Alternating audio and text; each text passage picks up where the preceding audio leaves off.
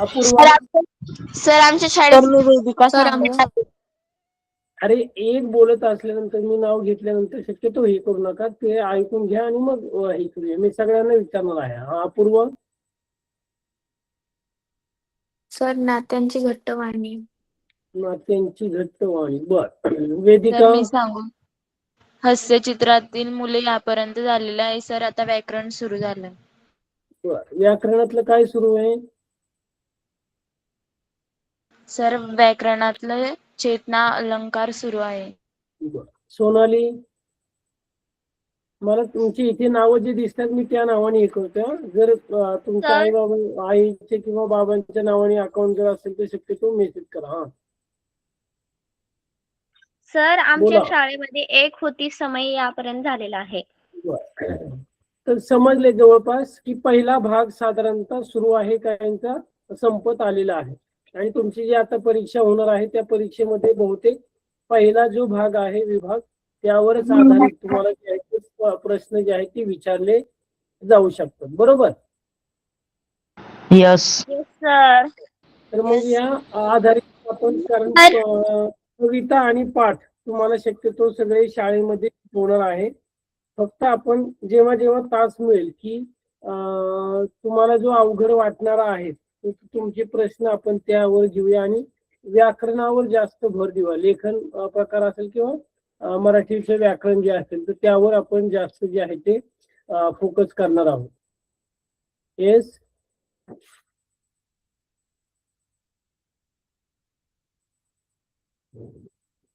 Hello. Hello.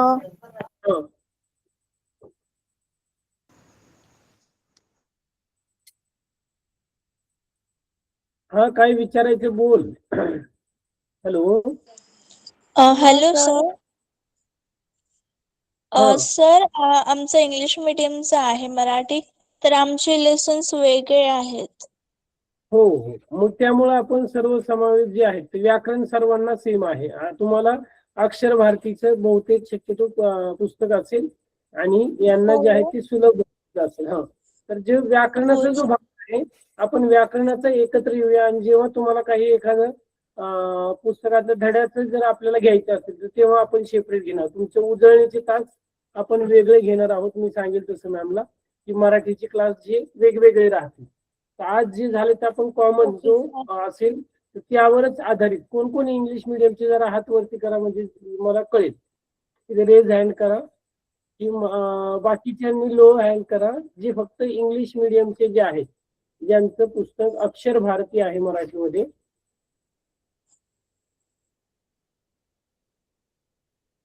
समृद्धी, स्वाती, प्रीती नाही, okay. कोमल, स्वाती, प्रीती, आनंद. ठीक आहे, काय हरकत नाही. आपण एक दोन्ही जे पुस्तक आहे तर त्यामध्ये एक जो भाग आहे तोच भाग आपण जो आहे तो घेणार आहोत. त्यामुळे वेगळं असं काही नाही. तर त्या याचं नाव आहे आपण अलंकार साधारणतः सुरू करणार आहोत. कारण बऱ्याच जणांची धडे कविता जी आहे ती सुरूच आहे ते नाही. जेव्हा आपल्याला तुम्ही जास्त वेळ द्याल किंवा एखादा अवघड वाटत असेल तर आम्हाला थोडासा तो अवघड वाटतोय तर तो घ्या. तर आपण जो आहे तो घेणार आहोत. समजले? चालेल ना? अलंकार यावर आपण घेतलं तर यस सर. यस चालेल sir. Yes sir. Yes sir. Hello. Yes sir. कारण व्याकरण जे आहे ते जवळपास सगळं सेम असतं. फक्त पुस्तकं बाकीचे जे आहे ते वेगळे असू शकतात. एक काय म्हणू शकतो आपण अलंकार. आता सुरुवात करूया. अलंकार म्हणजे काय? वन बाय वन अगोदर तुम्हाला काय काय माहिती. गेल्या वर्षी आपला जर तास झाला असेल तर बहुतेक आपण यावर चर्चा जी आहे ती परीक्षेला एनएमएस परीक्षा असेल किंवा स्कॉलरशिप परीक्षेसाठी यावर आपण डिस्कस केलं जे गेल्या वर्षी होते. बऱ्याच जणांना माहिती पण असेल. सांगा बरं काय अलंकार म्हणजे काय? कशाला म्हटलं आता अलंकार?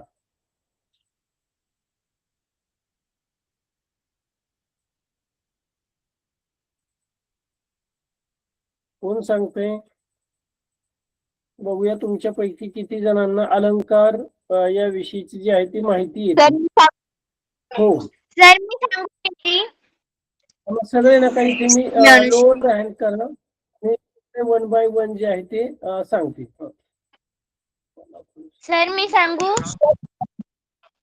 ज्या ज्या गुणांमुळे one by- भाषेला गुणधर्मांना भाषेचे अलंकार म्हणतात. सर हा, तर मी ऋतुपर्णा सांगू. हो ऋतुपर्णा सांग. सर मी किती सांगू? भाषा अधिक सुंदर, आकर्षण मग आणि ते करण्यासाठी ऋतुपर्णाला सांगू दे जरा. सगळ्यांनी इथे हँड करत चला की जेणेकरून मला तुमचं नाव घेता येईल. बरोबर, मी सांगू का असं म्हणायची गरज नाहीये. ज्याला ज्याला सांगायचं फक्त रेज हँड करत चला इथे, तर मी तुमचं नाव घेईल तर त्याप्रमाणे तुम्ही सांगत चला. हा, ऋतुपर्णा सांग.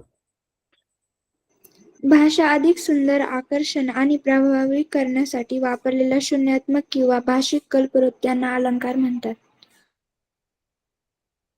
बरोबर. बर, पुढे अनुष्का. Yes sir. भाषेचे सौंदर्य, माधुर्य आणि प्रभाव वाढवणारी शब्द किंवा अर्थाची विशिष्ट रचना. अर्थाची विशिष्ट रचना. अगदी बरोबर. बर, अजून दुसरं कोण सांगतंय? सर मी समृद्धी. सर मी हो, प्रीती. सर्वजण एक एक जण सांगा जरा. हा, तर सर्वांना जरा मिळू दे जरा. हा, सुरुवात करा. ज्या शब्दांमुळे कविता, लेख किंवा भाषण अधिक प्रभावी, रसाळ आणि कार्यक्षम होते त्याला अलंकार म्हणतात. बर, प्रीतीचं झालंय का? एक हे घेऊया, मग समृद्धी तू सांग. दैनंदिन व्यवहारातील भाषेपेक्षा साहित्याची भाषा ज्या घटनांमुळे वेगळी ठरते त्यातील एक घटक म्हणजे अलंकार. अलंकाराचे शब्द बरोबर. अलंकार आणि अर्थ अलंकार हे दोन प्रकार आपल्याला माहित आहे. बरोबर. तर मराठी व्याकरणात अलंकार हा जो भाग आहे तो खूप महत्वाचा आहे. अलंकाराचा शब्दशः अर्थ आपण जर बघितला तर काय आहे, तर अलंकार म्हणजे दागिना. बरोबर. आता दागिना का आपण घालतो, की आपलं सौंदर्य चांगलं खुलून दिसावं, आपण चांगलं दिसावं यासाठी जे आहेत तर आपण स्त्रिया जास्त करून जे आहे ते विविध प्रकारचे दागिने जे आहे ते परिधान जे आहे ते करत असतात. त्यामुळे एक प्रकारचे त्यांना सौंदर्य प्राप्त होत असतं. आणि इकडे जो आहे तो मराठी भाषेचे अलंकार. आता भाषेचं सौंदर्य वाढवणारा एक आपण म्हणतो जादुई घटक, त्याला अलंकार असं म्हटलं जातं, की भाषा समृद्ध करणे, तिचं सौंदर्य वाढवणे यासाठी जो आहे तो अलंकाराचा वापर मराठी भाषेत केलेला आहे. मग तो इंग्लिशमध्ये असेल किंवा इंग्रजी, हिंदी, मराठी दोन्ही जे आहे ते आपण पाहतो की साधारणतः त्यामध्ये जो आहे तो केला जातो. पुढे अलंकार म्हणजे आता सर्वजणांनी सांगितलं की साधारणतः अलंकार म्हणजे काय, की ज्या घटकामुळे भाषेला सौंदर्य प्राप्त होते त्यांना अलंकार असे म्हणतात. मग जसे दागिन्यामुळे माणसाचे सौंदर्य वाढते तसेच अलंकारामुळे भाषेचे सौंदर्य खुलून दिसते. आपण म्हणतो की नाही, साधारणतः तुमचं हस्ताक्षर असेल, कोणाचं जर सुंदर हस्ताक्षर असेल तर तो एक आपण म्हणतो की दागिना आहे, की तुम्हाला मिळालेली जी आहे ते एक प्रकारचा कला आहे, स्किल आहे. आणि एक दागिना मोत्यासारखं अक्षर आपण म्हणतो साधारणतः. साधी भाषा ती सुंदर आहे आणि त्यावर जर अलंकारिक भाषा जर वापरली ती चंद्रासारखी सुंदर आहे. तर दैनंदिन व्यवहारातील भाषेपेक्षा साहित्याची भाषा या घटकामुळे वेगळी एक प्रकारची जी आहे ती ठरते. आणि मग पाहूया आपण अलंकार म्हणजे काय, अलंकाराचे प्रकार, अलंकाराच्या प्रकारांची उदाहरणं याविषयीची माहिती आपल्याला पाहिजे आहे. की ज्या घटकामुळे भाषेला सौंदर्य प्राप्त होते त्याला अलंकार असे म्हणतात. म्हणजे काय थोडक्यात, की ज्या घटकांमुळे एक सौंदर्य प्राप्त होतं, जसं की आपण सौंदर्य प्राप्त मनुष्याला सौंदर्य प्राप्त होतो, मग कानातला असेल, नाकातला असेल, गळ्यातला असेल, हातातला असेल, पायातले असेल, पैंजण असेल, वेगवेगळ्या प्रकारचे जे दागिने आपण परिधान करून हे जे सर्व प्रकारचे जे दागिने आहेत हे परिधान केल्यानंतर जसं सौंदर्य खुलतं, सौंदर्य आपण जे आहे ते स्त्रियांचं सौंदर्य वाढतं, तर तशाच प्रकारचं मराठी भाषेमध्ये किंवा भाषेमध्ये जे आहे तर एक भाषेला जे आहे तर एक प्रकारचं सौंदर्य प्राप्त जे आहे ते होत असतं. उदाहरणार्थ तुम्हाला स्क्रीनवर दिसते की आपण साधं सरळ आपण पाहतो की सुंदर आहे, पण तीच जर आपण अलंकारिक शब्दामध्ये त्याचा जर वापर केला तर ती चंद्रासारखी सुंदर दिसत आहे किंवा सुंदर आहे. तर अशा प्रकारचे जे आहे ते प्रभावी अलंकारिक स्वरूपाचं जे आहे ते वाक्य उदाहरण तुम्हाला पाहायला मिळतं. पुढे दैनंदिन व्यवहारातील भाषेपेक्षा साहित्याची भाषा या घटकामुळे एक प्रकारची वेगळी ठरताना आपल्याला दिसून येते. मग पाहूया अलंकाराचे जे प्रकार आहेत ते दोन आहे, मुख्य प्रकार दोन आहेत, शब्दालंकार, अर्थालंकार. हे अलंकाराचे दोन प्रकार आहेत. मग शब्दांच्या चमत्कृतीवर आणि नादावर आधार शब्दालंकार म्हटलं जातं. काय की शब्दांच्या चमत्कृतीवर आणि नादावर आधारित अशी साधारणतः शब्दालंकाराची व्याख्या आहे. पुढे अर्थालंकार म्हणजे काय, अर्थाच्या चमत्कृतीवर आणि सखोलतेवर आधारित उपमा आणि उत्प्रेक्षा. त्यानंतर तुम्हाला पुढच्या वर्षी पण अलंकार हा टॉपिक असेल, पण वेगळे अजून एक दोन प्रकार जे आहेत यामध्ये ऍड होतील. अशा पद्धतीचे या वर्षी साधारणतः तुम्हाला जे आहेत तर अलंकाराची जे प्रकार आहेत उदाहरणं आहेत तर अशा पद्धतीचे पाहायला मिळतील. तुमच्या पुस्तकामध्ये पण साधारणतः हे सर्व दिलेलं आहे. मग अलंकार किंवा अलंकाराची उदाहरणं कोणकोणती आहेत याविषयीची माहिती जी आहे ते आपण आजच्या तासाला जे आहे ते अभ्यासणार आहोत. दोन प्रकार इथपर्यंत सर्वांना समजले. यामध्ये काही प्रश्न विचारायचे कोणाला?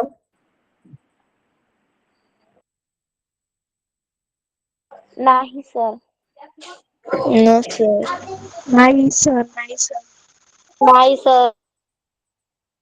साधारणतः यमक, अनुप्रास आणि श्लेष असे तीन प्रकार साधारणतः तुम्हाला पुस्तकामध्ये दिलेले आहे. अर्थालंकार, उपमा, उत्प्रेक्षा, रूपक, उपनहुती, अपनहुती, व्यतिरेक, चेतना, गुणोक्ती आणि इत्यादी.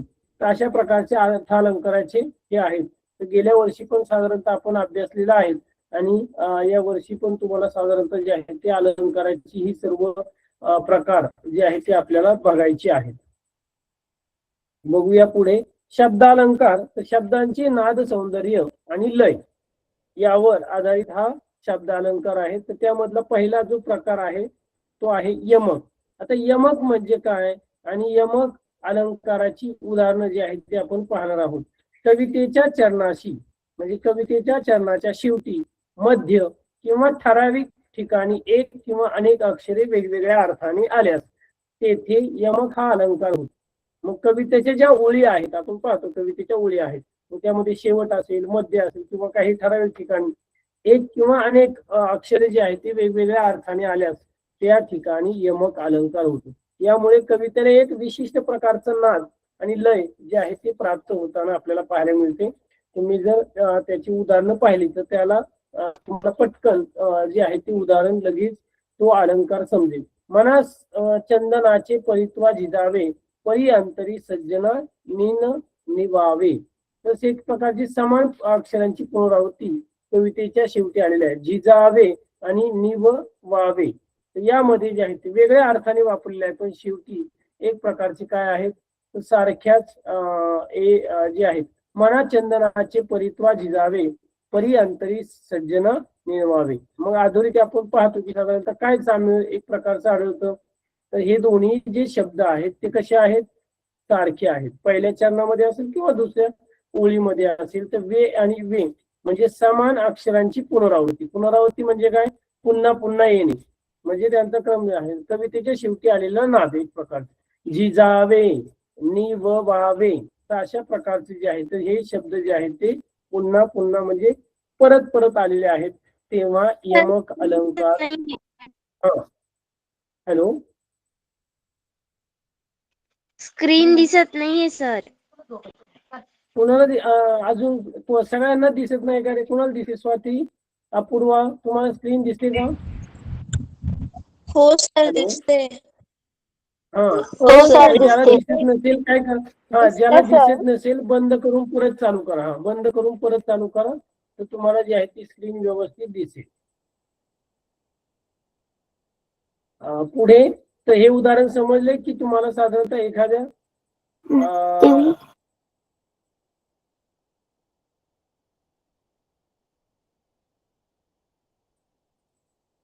पुढे पाहूया आपण परत एखादं उदाहरण जे आहे ते असेल. एकच दिलेलं आहे. मी दुसरे एक सांगतो साधारणतः आपल्याकडे आहे. नाचे दरी डोंगरात झिम्मा खेळतो नदीशी रिमझिम पहाडीचं गाणं बोलतो झाडांशी. याचे साधारणतः तुम्हाला वर्कशीट पण जे आहे ते मी तुम्हाला सोडवायला देणार आहे. भरपूर आहेत. त्यामध्ये प्रत्येक अलंकाराची जी आहे ती जास्त प्रमाणात तुम्हाला उदाहरणं पाहायला मिळतील. बघूया अजून पण बहुतेक असतील माझ्याकडे उदाहरणं, तर ते घेऊया की अजून तुम्हाला एक प्रॅक्टिस सराव व्हावा यासाठी जे आहे ते अलंकाराची उदाहरणं. तर यावर समजले का? या उदाहरणावरून या उदाहरणावरून समजलं आहे का? हो सर. हो सर. पुढचं घेऊया. नाही मी बघतो जरा याची वर्कशीट जी आहे ती तुम्हाला पाठवता येईल किंवा आपल्या पुस्तकामध्ये पण दिलेली आहे. पुढे नाचे दरी डोंगरात झिम्मा खेळतो नदीशी नाचे दरी डोंगरात झिम्मा खेळतो नदीशी रिमझिम पहाडीचं गाणं बोलतो झाडांशी. रिमझिम पहाडीचं गाणं बोलतो झाडांशी. आता यामध्ये पहिल्या ओळीमध्ये खेळतो नदीशी श्यामृगाचं साधारणतः आलेलं आहे नदीशी आणि दुसऱ्या ओळीवर आले बोलतो झाडांशी. बरोबर. तर दोन्ही शब्द काय आलेले? सारखे आलेले आहेत. आणि म्हणून मग काय झाले? कोणता अलंकार आहे मग? यमक अलंकार. बरोबर. यमक अलंकार जो आहे तो इथे होतो. यमक अलंकार जो आहे तो इथे होतो. पुढे घेऊया अनुप्रास अलंकार.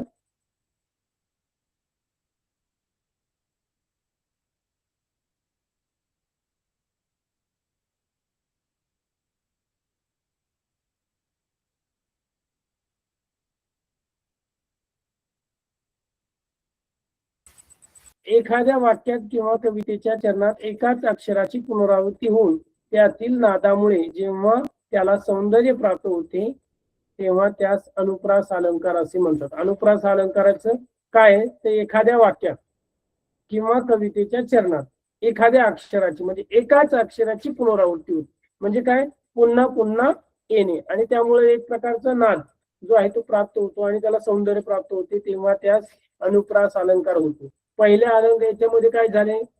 जरा कन्फ्युज बऱ्याच वेळा होऊ शकता. एक मिनिट. इथे काय दिलेले तुम्हाला? समान अक्षरांची पुनरावृत्ती होते आणि इथे अनुप्रास मध्ये काय दिलेले?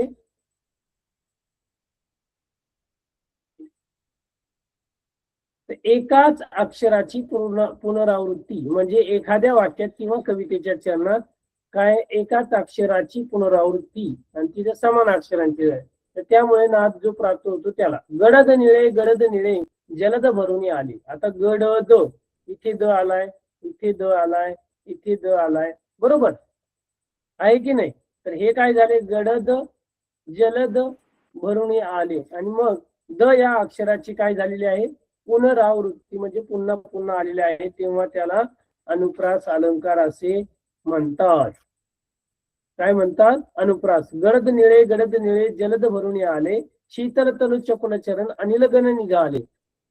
आणि पुढचे पण ओळ आहे शीतल तनु चपल चरण अनिलगन निघाले. अशा प्रकारचा जो आहे तो हा अलंकार कोणता आहे? अनुप्रास. म्हणजे काय झाले की एकच जे एकाच अक्षराची जी आहे ती पुनरावृत्ती झाली. द द द द आणि भरून आले अशा प्रकारचे जे आहे तर जी एकाच अक्षराची पुन्हा पुन्हा पुनरावृत्ती होते लयबद्धरित्या पुनरावृत्ती होते त्याला अनुप्रास अलंकार होतो. आणि आपण यमक अलंकारामध्ये काय समान अक्षरांची पुनरावृत्ती होते त्याला जे आहे तर काय म्हटलं आता? म्हणजे कवितेच्या पहिल्या चरणात आणि दुसऱ्या चरणामध्ये जे आहेत सारखीच अक्षर पुनरावृत्ती म्हणजे शेवटी येतात त्याला यमक अलंकार. आणि अनुप्रास मध्ये काय आहे? एकाच मग कविताचे वाक्यात असेल कविताच्या चरणात असेल एकाच अक्षराची पुनरावृत्ती होते आणि त्याला जे सौंदर्य प्राप्त होते त्याला अनुप्रास अलंकार असे म्हणतात. आले का लक्षात? रजतन नील ताम्र नील स्थिर पल जलपल सलील असं एक परत उदाहरण दिलेले आहे अनुप्रासचं. पहा. रजत नील ताम्रनील, तीरपल, जलपल, सलील. ल ल हा शब्द जो आहे ताम्रनील, रजतनील, बरोबर, पल जल आणि पल सलील. आता अशा प्रकारे ल ल हा शब्द जो आहे तो पुन्हा पुन्हा पुन्हा आलेला आहे आणि म्हणून हा अनुप्रास अलंकार होतो. संत म्हणती सप्तपदे सहवासे सख्य साधूंशी घडते. संत म्हणती सप्तपदे सहवासे सख्य साधूंशी घडते. तर अशा प्रकारचे जे आहेत तर इथे संत म्हणती सप्तपदे सहवासे घडते. तर अशा प्रकारचे जे शब्द जे आहेत ते आलेले आहेत. तुम्हाला जेव्हा उदाहरणं देईल तर त्यामध्ये तुम्हाला अजून त्यामध्ये डिटेल कळते. हे दोन बघितले आपण, यमक आणि अनुप्रास. पुढे आहे विभाग 2, दुसरा जो प्रकार आहे अलंकाराचा, अर्थालंकार. अर्थाचे सखोल सौंदर्य आणि त्याची तुलना. अर्थाचे सखोल सौंदर्य आणि त्याची तुलना आपण जे आहे ते याच्यात पाहणार आहोत. तर अर्थालंकारामध्ये कोणकोणते आहेत? उपमेय, उपमान, समान गुणधर्म आणि साम्यवाचक काय काय आहे. तर हे 4 आधारस्तंभ आहेत. तर याची माहिती साधारणतः तुम्हाला असायला हवी. उपमेय म्हणजे काय, की ज्या वस्तूला उपमा दिलेली असते असते ती मूळ वस्तू, ती उपमेय आहे.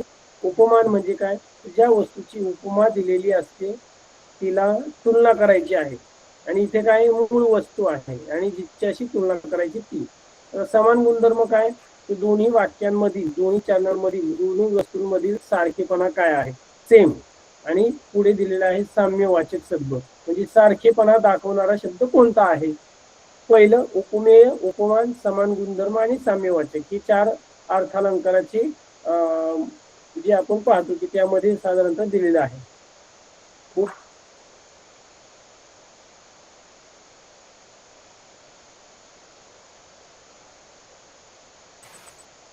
उपमेय, ज्या वस्तूला उपमा दिलेली असते ती मूळ. उपमान, की ज्या वस्तूची उपमा दिलेली असते तिला वस्तूला तुलना करायची असते, तिला उपमान म्हटलं. आणि समान गुणधर्म काय, 2 वस्तूंमधील सारखेपणा आहे. साम्यवाचक शब्द कोणता, तर सारखेपणा दाखवणारा शब्द. तर कळाले, हे 4 स्तंभ तुम्हाला लक्षात ठेवायचे. पुढे जाऊन जेव्हा आपण प्रकार अभ्यासणार आहोत त्यामध्ये लक्षात ठेवायचं आहे. आधारस्तंभाचे विश्लेषण आपण पाहूया साधारणतः कशा प्रकारे. हा आंबा साखरेसारखा गोड आहे. हा आंबा कसा आहे, साखरेसारखा गोड आहे. मग आता आंबा दिले तर हे मूळ शब्द आहे. आंबा काय झाला, मूळ शब्द आहे. मग आंब्याची तुलना कोणाशी केलेली आहे, साखरेशी केलेली आहे. म्हणजे उपमान कोणी, साखर. आता सारखा, आता यामध्ये जे आहेत आंबा आणि साखर मधले दोन्ही काय केलेले आहे, साम्यवाचक शब्द कोणता आहे, सारखा. आणि यामधला समान गुणधर्म म्हणजे आंबा पण गोड आहे आणि साखर पण गोड आहे. मग यातला समान गुणधर्म काय झाला, गोड किंवा गोडी. तर तुम्हाला समजले, उपमा, उपमेय, उपमान आणि साम्यवाचक शब्द आणि समान गुणधर्म. आंबा साखरेसारखा गोड आहे, जो पहिला जो शब्द येईल साधारणतः की त्याची तुलना कोणाशी केलेली आहे, म्हणजे मूळ जो शब्द आहे आंबा, आंब्याची तुलना कोणाशी केलेली आहे, साखरेशी केलेली आहे. आणि मग ती कशी आहे, दोन्ही मधला जो वर शब्द आहे सारखा आणि त्यांचा दोघींचा आंब्याचा आणि साखरेचा गुणधर्म आहे गोड. उपमा अलंकार. आता इथे बरेच जण म्हणते उपमा काय, शिरावाल्याला उपमा नाही. तर उपमा काय, आपण काय म्हणतो, उपमा कशाला म्हटलं तर शब्दशः अर्थ कोणाला सांगता येईल. उपमा म्हणजे काय, उपमा म्हणजे खाण्याचा उपमा नव्हे. बघूया कोणाला सांगता येते. उपमा म्हणजे काय. उपमा म्हणजे 2 वस्तूंतील सारखेपणा दाखवणारा शब्द. म्हणजे एक प्रकारे नाही तरी समजलं नाही अजून. अपूर्वा कोण सांगते तुमच्यापैकी, उपमा शब्दाचा शब्दशः अर्थ मला व्याख्या नका सांगू, व्याख्या नका सांगू. नाही, तुझा आवाज स्पष्ट नाही आला, परत एकदा रिपीट कर. अर्थ अलंकार मध्ये ज्या वस्तूला उपमान दिलेली असते तिला उपमेय म्हणतात आणि ज्या वस्तूला उपमा दिलेली असते तिला उपमान असे म्हणतात. मी काही प्रश्न विचारत तर तुम्हाला समजलाच नाही याचा अर्थ. बरं, अजून कोण सांगते, बघूया किती जण तुमच्यापैकी सांगतात.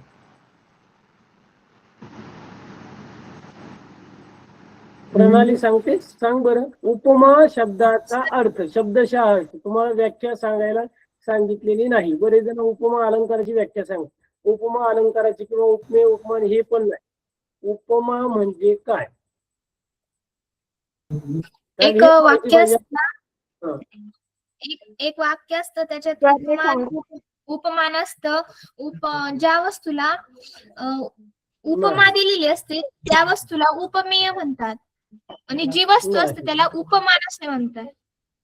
नाही, शब्दशः नाही. हा, हो, बघूया अजून किती जणांना येते. मला जी उत्तर अपेक्षित आहे. हा, सांग. दोन वेगळ्या गोष्टींमध्ये सारखेपणा दाखवणे. नाही. नाही. आता इथे लक्षात घ्या, स्क्रीनवर जे दिलेले आहे की आंबा साखरेसारखा गोड आहे. म्हणजे आंब्याला कोणाची उपमा दिलेली आहे? कशाची उपमा दिली साखरे. आंब्याला? साखरे. हा, मग मला हे सांगायचे. आता आंबा सोडून द्या, किंवा तुमच्यापैकी एखादा असेल, किंवा समृद्धी आहे, प्रीती आहे, या अपूर्व आहे. आता तुमचं अक्षर मोत्यासारखं सुंदर आहे. आता मी म्हटलं साधारणतः, मग काय दिलेले आहे? तुमच्या अक्षराला कशाची उपमा दिलेली आहे? मोत्यासारखं सुंदर. मोती. हे तुम्हाला साधारणतः हा जे आहे, तर आपण काय म्हणतो की त्याच्याशी तुलना एक प्रकारची जी आहे, तर तुमच्या अक्षराची तुलना त्या मोत्यासारखी जी आहे, ते मोती कसा सुंदर दिसतो, आणि मग त्या मोत्यासारखं आपण म्हणतो की अरे याचं अक्षर खूप मोत्यासारखं आहे, किंवा त्या सुंदर दागिने आपण म्हणतो की साधारणतः आहे असतो. का बरं? कारण ते अक्षरच एवढं सुंदर जे आहे ते तुम्ही काढता, किंवा अक्षर जे आहे ते आहे. म्हणजे शब्दाचा अर्थ काय की त्याला दिलेली उपमा म्हणजे काय? त्याला दिलेले आपण विशेषण म्हणतो आपण साधारणतः, ऍडजेक्टिव्ह विशेषण, बरोबर? की तुमच्या अक्षराविषयी जो सांगणारा जो शब्द आहे, मग कोणाशी तुमच्या अक्षराशी किंवा तुमची तुलना कोणाशी केलेली आहे, तर ते मला जे आहे ते साधारणतः सांगायचे होते. म्हणजे उपमा, आता शब्द कळालाय तुम्हाला काय आहे? अरे त्यांनी ही उपमा दिलेली आहे, तो याच्यासारखा साधारणतः दिसतो, आपण म्हणतो की बऱ्याच वेळा जे आहेत, राईट. त्यानंतर एखादा बोलत असेल किंवा एखादं गायन चांगल्या प्रकारे करतो, अरे तो खूप कोकिळीसारखा त्याचा आवाज जो आहे, तिचा आवाज जो आहे तो कोकिळ्यासारखा आहे, म्हणतो की नाही आपण? तर मग काय म्हणतो बरं याचा शब्दशः अर्थ मग काय दिलं? तो कोकिळीसारखा आहे, तो म्हणजे काय? ते त्याच्याशी तुलना जी आहे ती केलेली आहे, बरोबर? ही झाली उपमा. कळलं? आता आपल्याला इकडे पुढे यायचे की उपमा अलंकाराचे उदाहरण बघायचं आहे. तर यामध्ये काय आहे की दोन वस्तूंमधील साम्य, सारखेपणा, चमत्कृती पूर्ण रीतीने वर्णन केलेले असते, तिथे उपमा अलंकार होतो. म्हणजे दोन वस्तूंमधील सारखेपणा जो आहे तो चमत्कृती रीतीने जो आहे तो एक प्रकारे काय केलंय त्याचं वर्णन केलेलं आहे, तिथे उपमा. मग उदाहरण पाहूया. आता हे ओळखण्याची सम, समान, सारखे, प्रमाणे, परी, गत हे जे शब्द ज्यामध्ये येतील तेव्हा तुम्हाला समजायचे की हा उपमा अलंकार आहे. तर हे जे शब्द त्या वाक्यामध्ये येतील तर समजून जायचं की हा अलंकार कोणता आहे? उपमा अलंकार आहे. सावळाच रंग तुझा पावसाळ्या नभापरी. तुझा रंग कसा आहे? पावसाच्या नभापरी आहे. म्हणजे आकाश आपण पाहतो की नाही, नभ जे आहे ते एक प्रकारचं कसं आहे? पावसाळी नभापरी आहे. म्हणजे रंग कसा आहे? सावळा आहे. पण त्या सावळ्या रंगाची तुलना कोणाशी केलेली आहे? पावसाच्या नभापरी केलेली आहे. म्हणजे तुझा रंग हे झालं काय? रंग. उपमेय. पावसाळी काय झालं? नभ, जे म्हणतो आपण उपमान आहे. सावळ्या रंगाची उपमा कोणाशी, म्हणजे सावळ्या रंगाची तुलना कोणाशी केलेली आहे? सांगा पटकन. कशाची केली? सावळ्या रंगाची तुलना कशाची केलेली आहे? तर नभापरी, म्हणजे आकाशाच्या परी जे आहे ते साधारणतः नभ आलेला आहे. म्हणजे तुझा रंग, रंग हा मूळ शब्द झाला, म्हणजे उपमेय झाला, आणि त्याची जी तुलना आहे कोणाशी केली? पावसाच्या नभापरी, म्हणजे साधारणतः इथं उपमान आलं पावसाळी नभ, आणि सम्यवाचक शब्द जो आहे तो परी आलेला आहे, आणि म्हणून हा अलंकार आहे उपमा अलंकार. कोणता आहे? उपमा अलंकार. उपमा याच्यातलं अलंकार. समजलं? आता तू याच्यातलं समजलं का?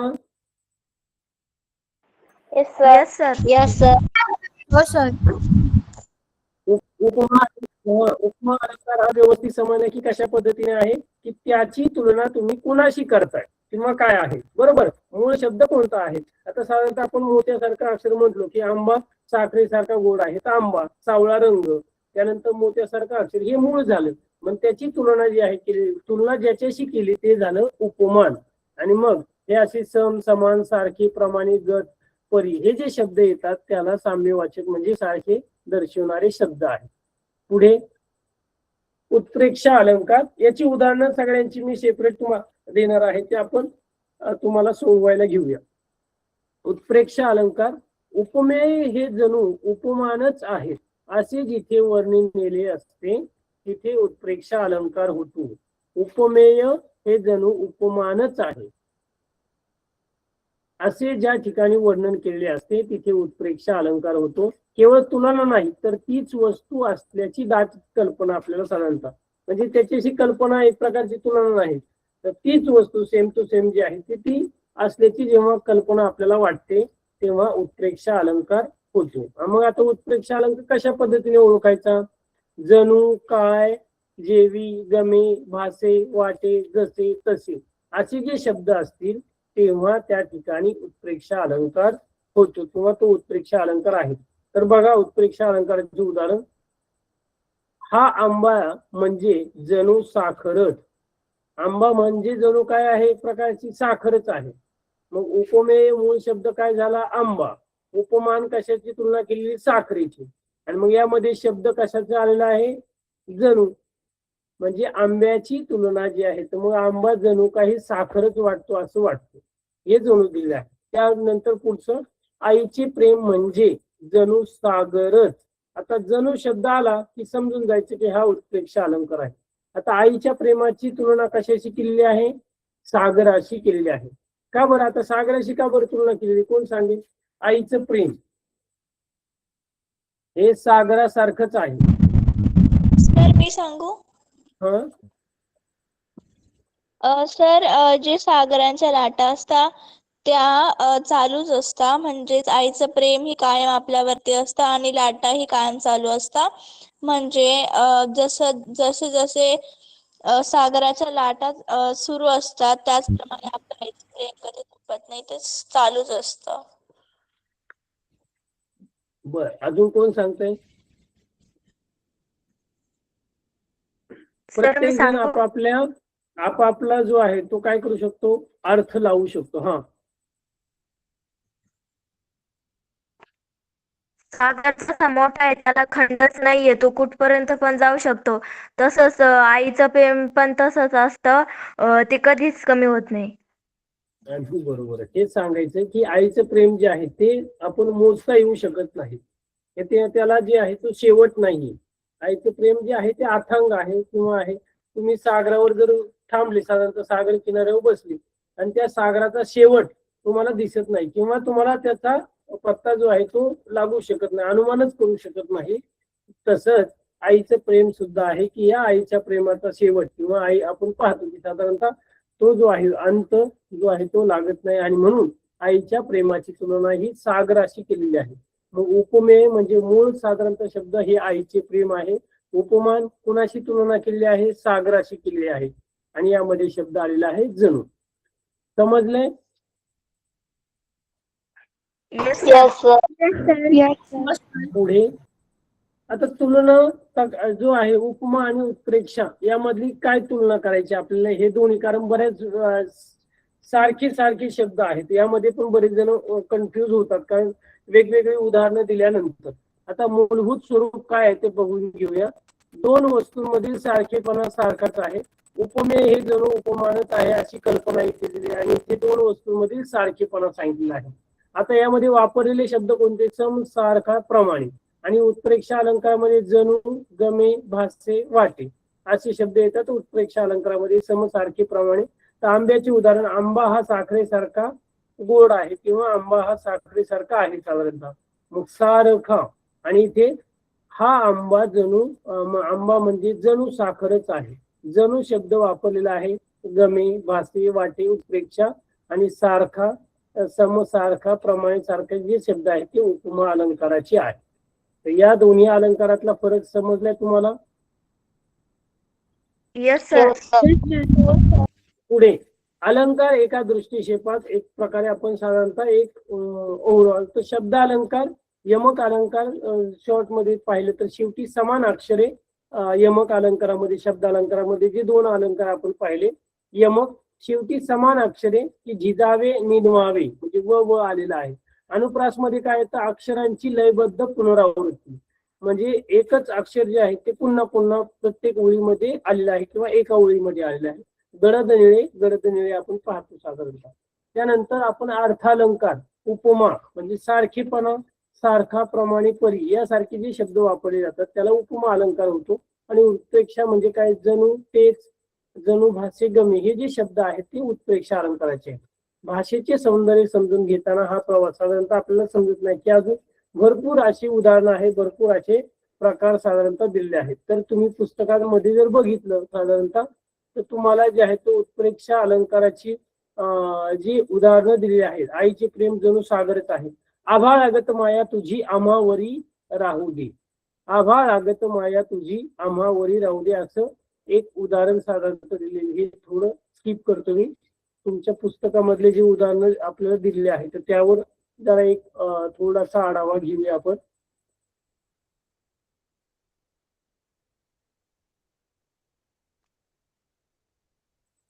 सर पेज नंबर किती? हा याच्यावर येईल ना, पेज नंबर पण येईल. पेज नंबर साधारणतः तुमचं जे आहे 63 आहे.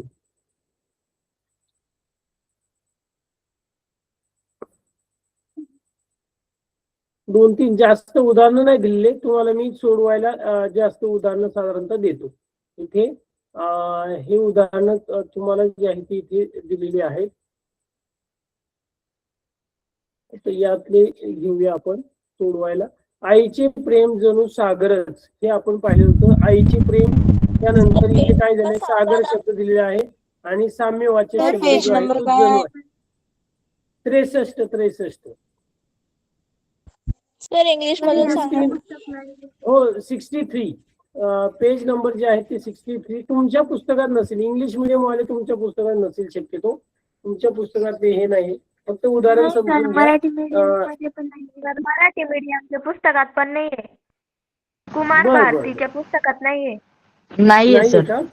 ठीक आहे, काय हरकत नाही. आपण हे जे आहे मग जुन्या याच्यातले जे आहे ते पुस्तकांमधलं आपण घेतले. जाऊ द्या, उदाहरणं आपल्याला समजण्याची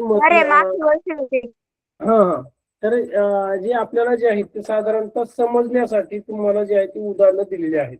काय हरकत नाही, तुम्हाला एक्सरसाइजला जे आहे ती मी पाठवतो. तुमच्या असतील किंवा तुमच्या पाठीमागच्या पुस्तकातले साधारणतः ते असू शकतात. तर पुढे पाहूया. यावर अजून पण एक दोन उदाहरणं आहेत. हे उदाहरण आपण सोडवले. पुढचं, आभाळागत माया तुझी आम्हावरी राहू दे. बघूया आता हे उदाहरण कोण सोडवते. सर उपमान आणि साम्यवाचक शब्द. हा बोल प्रीती. हे पुस्तकामधील हा 8वीच्या पुस्तकातील आहे. 8वीच्या पुस्तकातले. ठीक आहे, ठीक. पुढे सर उपमेय माया आहे आणि उपमान आभाळ आहे. पुस्तकातले पण असतील, असं नाही होणार की हे गेल्या वर्षी आपण घेतलं होतं का? Yes sir. पुस्तकातले पण आहे उदाहरण. ठीक आहे, मी ती एकत्र करून तुम्हाला वर्कशीट देतो, ती एकत्रच डायरेक्ट. असू द्या, उदाहरणं काय कोणते आले तरी चालतात. आपल्याला मुळात ती व्याख्या समजणं महत्वाचं आहे आणि ती उदाहरणं समजणं जे आहे ते महत्वाचं आहे. हा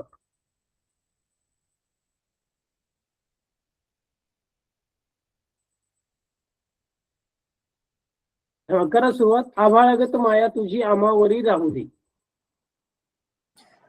सर उपमेय माया आणि उपमान आभाळ.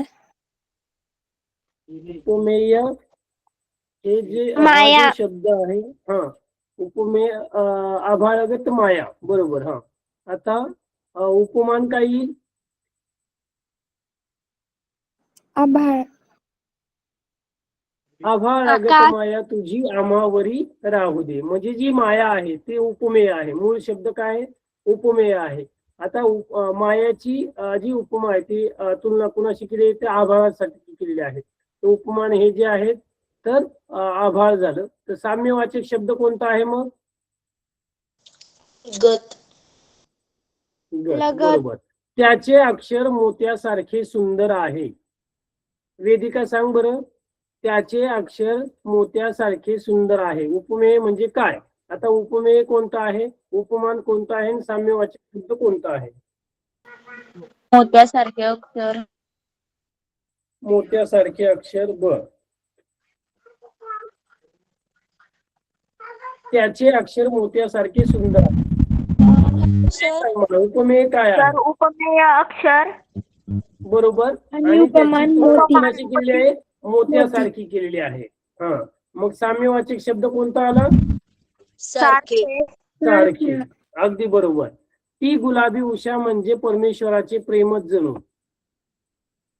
उपमेय गुलाबी उषा हा, आणि उपमान उपमान परमेश्वराचे प्रेम. परमेश्वराचे प्रेम आणि सामवाचक शब्द जणू. जणू, अगदी बरोबर आहे. तर ती गुलाबी उषा म्हणजे परमेश्वराचे प्रेम जणू. उपमेय हे जे आहे गुलाबी उषा झालं, उपमान झालं परमेश्वराचे प्रेम, आणि साम्यवाचक शब्द झाला जणू. समजले का? Yes sir. बर, आता यावर तुम्हाला जे आहे ते मी उदाहरणं सोडवायला देतो की जेणेकरून तुम्हाला जे आहे तर अजून सोडवता येईल. सगळे एकत्र काही नाही. आठवीचे आपले स्कॉलरशिपचे जास्त करून गेल्या वर्षी जे उदाहरणं घेतलेली होती ते आहेत, म्हणून जे आहे ते एकत्र झालेले असतील. आठवीचे असू द्या. सर आमच्या पण बुक मध्ये आहे इंग्लिश मीडियमचा तेच उदाहरण. आहे ना? हो, हो, पेज मग नंबर मी 5. त्यामुळेच मग सारखे जे आहेत तर सारखीच उदाहरणं तुम्हाला जे आहे ते एकत्र म्हणूनच घेतलेलं आहे. कारण बऱ्याच वेळा यमक, अनुप्रास, उपमा, उत्प्रेक्षा आहे आपल्याकडे, त्याची PDF पण आहे. तुम्हाला यामध्ये अलंकार ओळखा किंवा या गोष्टीचे जे आहेत अजून आपल्याकडे आहे 2-3 मिनिट आहे. ही 2-3 उदाहरणं आपण ते सोडून घेऊ शकतो.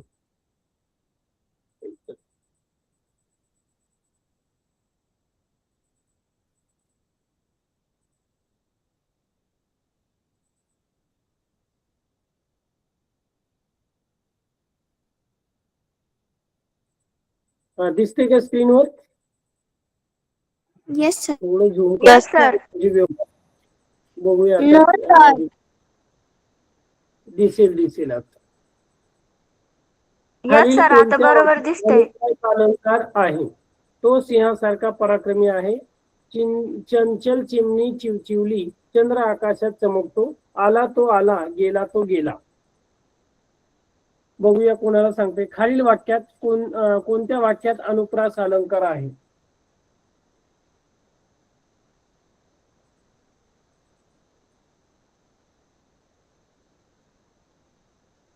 खालील वाक्यात कोणता अनुप्रास अलंकार आहे?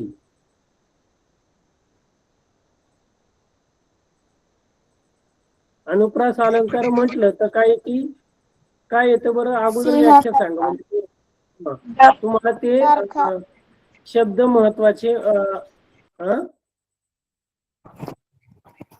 सारखा. तर इथं काय आहे, तो अक्षरांची पुनरावृत्ती जी आहे ती होत असते. अक्षरांची पुनरावृत्ती Sir, म्हणजे एक एक option शब्द B. पुन्हा पुन्हा Sir, आलेला आहे. option number B. चंचल चिमणी बघूया आता चिवचिवली. तिथे. ऑप्शन नंबर अगदी डी. बरोबर. हा, अगदी बरोबर आहे. कारण इथे का बरं हा आलेला आहे?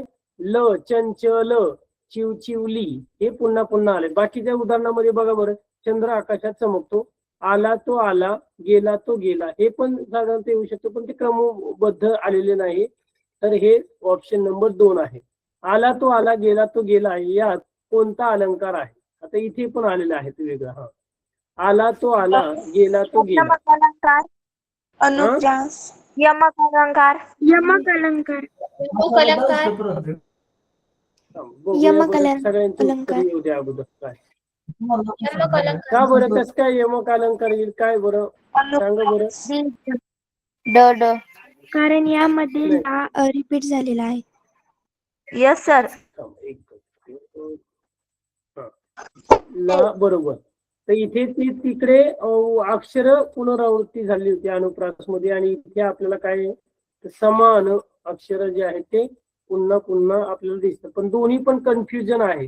अनुप्रास पण वाटतो आणि यमक पण वाटतो, पण यामध्ये आपल्याला हे लक्षात आलं पाहिजे, ला ला जो आहे तो साधारणतः आलेला आहे पुन्हा, आणि इकडे चिव चिवली वली बरोबर, चिव आणि ल शब्द जो आहे तो पुन्हा साधारणतः आलेला आहे. तर मग इथे यमक अलंकार बरोबर. तिचा चेहरा चंद्रासारखा उजळ आहे. तिचा चेहरा, आता चेहरा कोणासारखा उजळ आहे? चंद्रासारखा उजळ आहे. मग अलंकार ओळखा. उपमा अलंकार. तर ऑप्शन नंबर 1 उपमा अलंकार. ऑप्शन ए अलंकार.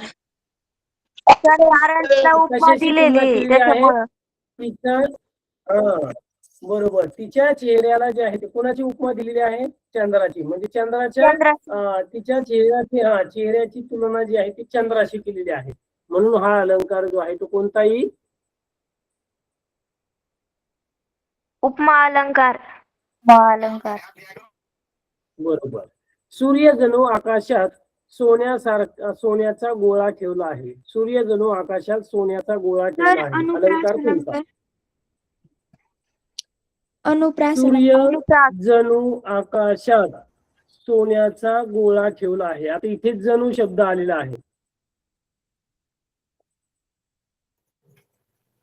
नाही. उत्प्रेक्षा. उत्प्रेक्षा. बरोबर, हे लक्षात ठेवायचे. शब्द हे लक्षात ठेवायचे की कसं आहे, सारखा शब्द आलेला आहे. इथे जणू जो आहे तो उत्प्रेक्षा अलंकार तुम्हाला इथे पाहायला मिळेल. हे लक्षात ठेवायचे. पूर्ण आपण ते पाहत नाही बसायचे की दोन शब्द परत रिपीट आलेत का. आता जणू शब्द, गमे, वाटे हे जे शब्द आले ते समजून जायचे की उत्प्रेक्षा अलंकार आहे. कोणता अलंकार आहे? उत्प्रेक्षा. आता राहिलेले उदाहरण तुम्हाला जे आहे ते जवळपास 10-12 उदाहरणं जे आहेत ते तुम्हाला मी सोडवायला देतो. नोट्स तुम्हाला वाटलं की साधारण तसं नोट्स पाहिजे